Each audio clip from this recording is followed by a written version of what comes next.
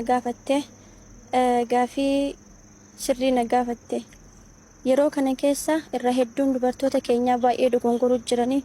Maaliif jennaan karaa isaaniif kenname san dhiisaniiti karaa biraarra deemuu jiranii jechuu.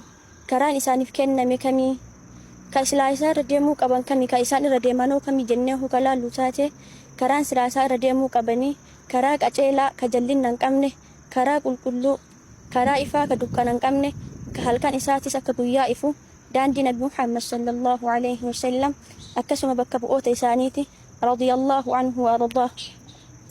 Akkuma ergamaan Rabbi hadiisa keessa jedhe عليكم بسنتي وسنة خلفاء الراشدين تمسكوا بها ننجئ كراك يا قبتشو في كرابك بقوتي يا قبتشون اسن الرت هاجراتو كراسن قبطا ننجئ رقمان ربي الرهدون نما امو كراك نئيسي كرا برار دي مجرى كرا إسار دي مجرى كون امو كرا والرجل أمتا أمنتاش لاما كان أرقا إسانين فيني جتشو كرا والره uga daraffa keessu wara darammoo uga godhee odeessu jechuu. San keessa tokko karaa dogongoraa yoo kalaallu taate waa'ee gaa'ila fuudhaaf heerumaa keessatti namoonni irra hedduun dubartoota irraa warra mataa ofii banuu akkasuma huccuu qullaa godhatantu jira jechuu. Kasilaa imaan isaanii sa'aatii san mul'atutti isaan immoo huccuu ofii irraa banuudhaan wanta san raawwatu jiran. Akkasuma dhaamsa ergamaa Rabbiitis dagatanii jiranii jechuu. Tanaafuu wanti kun shari'aa keessa sin jirtu silaa wanti dubbannu waa hedduu laakiin immoo sa'aatiin jirtu. Akkasuma fakkeenya namoonni tokko waa'ee dhaloota ofii kabajuu fa'a jira.